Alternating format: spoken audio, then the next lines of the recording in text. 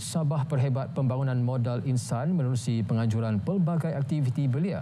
Laporannya bersama Dihya Sahlan di Kota Kinabalu. Silakan Dihya. Baik, terima kasih Otto. Program Karnival Anak Muda Antarausaha Kerajaan memperbagaikan aktiviti belia peringkat akar ubi. Langkah itu sejajar manifestasi kerajaan negeri memertabatkan golongan belia seperti digariskan dalam teras kedua Pelan Pembangunan Hala 7 Sabah Maju Jaya SMJ. Ketua Menteri Datuk Seri Panglima Haji Jinor berkata pelbagai aktiviti dilaksana bagi meningkatkan pembangunan modal insan. Tahun ini Kementerian Belia dan Sukan diperuntukkan 97.5 juta ringgit untuk tujuan tersebut. Datuk Haji Jim menyatakan demikian dalam ucapan perasmian Karnival Anak Muda SMJ Kalabakan di Kompleks Sukan Tawau. Teks ucapannya dibacakan Pembantu Menteri Pembangunan Perindustrian dan Keusahawanan Datuk Andi Muhammad Suryadi Bandi. Datuk Haji Ji berkata pembangunan modal insan diberi keutamaan bagi mempersiapkan belia memikul tanggungjawab sebagai pewaris kepimpinan masa depan negeri dan negara.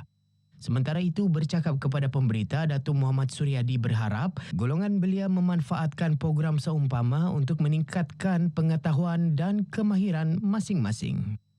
Ini merupakan salah satu kesempatan untuk mereka menambahkan ilmu pengetahuan kerana adanya booth-booth yang menawarkan informasi berkenaan belia, dan juga saya melihat lebih ini pembangunan modal insan yang baiklah, dan juga satu cara untuk merapatkan lagi semangat keharmonian dan juga kekuatan dalam bermasyarakat.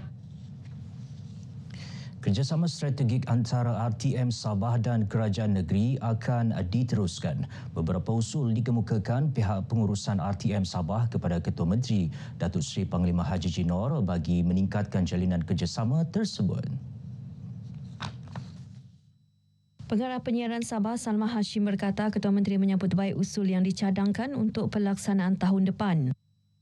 So saya harap kepada rakan-rakan kita memainkan peranan yang sangat penting di RTM untuk menyebarluaskan apa saja inisiatif yang dijalankan oleh kerajaan negeri bagi manfaat rakyat Sabah. Antara program yang kita usulkan untuk tahun hadapan adalah program radio, TV dan juga berita. Okay, untuk program radio, kita membawakan Sabah Berselawat dan juga konsert Gagah Merdeka. Menurut Salmah, kerjasama sebelum ini telah memberi impak yang sangat tinggi.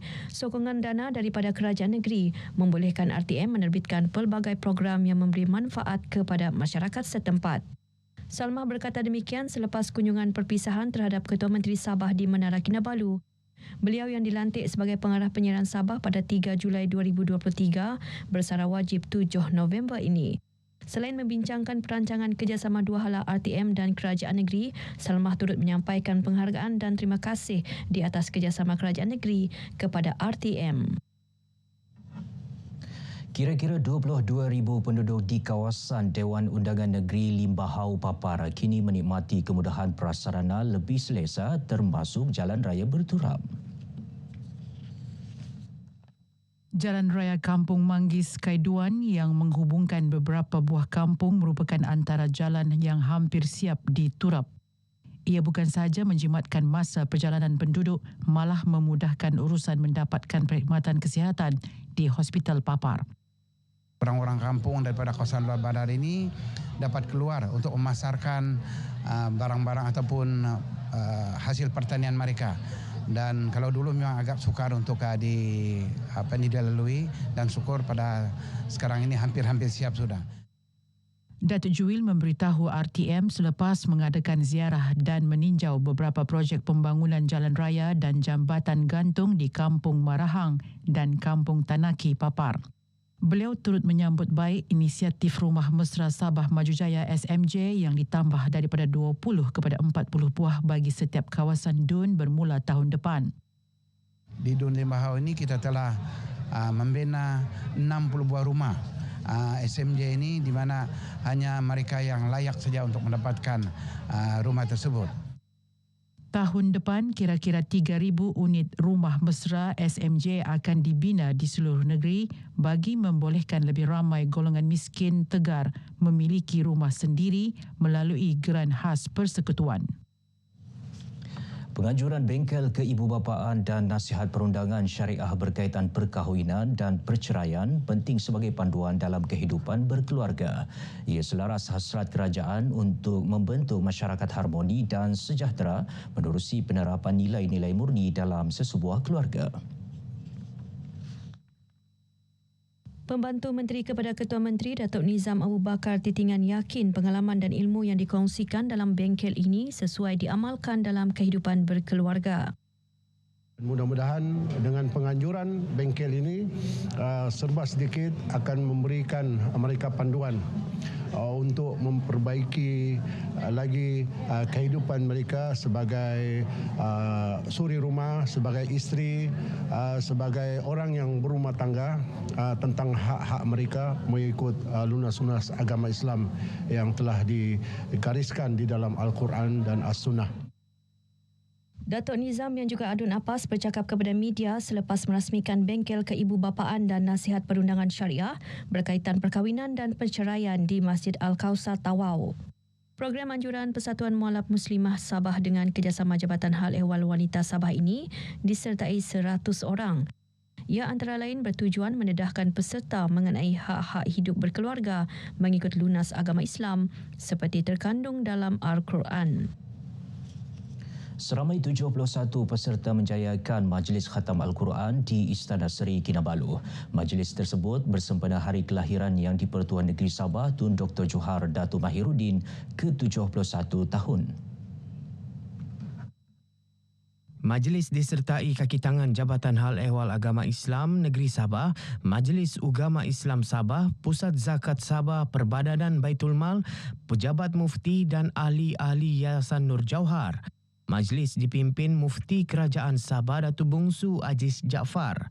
Ia disusuli bacaan doa selamat dan mendengar tazkirah ringkas bertajuk Keberkatan Umur dalam Al-Quran disampaikan oleh Dekan Fakulti Pengajian Islam Universiti Malaysia Sabah, Dr. Sarip Adul. Hadir sama isteri Yang di-Pertuan Negeri Sabah Tuan Puan Nurlida Tan Sri RM Jasni. Kontrak Ketua Jurulatih Sabah FC Datuk Ong Kim Swee akan tamat hujung November ini. Perkara itu dikongsikan sendiri oleh Datuk Kim Swee ketika ditemui RTM selepas perlawanan Sabah FC menentang Kelantan Darul Naim FC semalam di Stadium Likas malam tadi. Masa depan Datuk Kim Swee dalam Sabah FC akan diputuskan pihak pengurusan kelab yang akan bermesyuarat dalam masa terdekat. Saya telah dimaklumkan oleh pengurus pasukan Rafi Robert di mana pihak pengurusan akan mengadakan mesyuarat. Dan bagi saya katakan daripada awal di mana Sabah FC merupakan pilihan utama. Ya, dan saya harus hormati. Dan apa juga keputusan, sama ada saya kekal ataupun tidak, saya percaya ini akan memberi banyak spekulasi. Menurut Datuk Kim Swee, setakat ini belum ada perbincangan langsung pihak pengurusan Sabah FC dengan beliau berhubung perkara itu. Beliau bagaimanapun menyatakan komitmen untuk menyelesaikan tugas sehingga kontrak tamat hujung bulan ini. Difahamkan mesyuarat pengurusan kelab tersebut juga akan membincangkan hala tuju kelab berkenaan. Baik saudara, sekian dahulu perkongsian dari Negeri di Bawah Bayu petang ini. Kembali bersama Otto untuk lebih banyak perkembangan semasa dalam negara. Dari sungai hingga segara, Palestin pasti merdeka.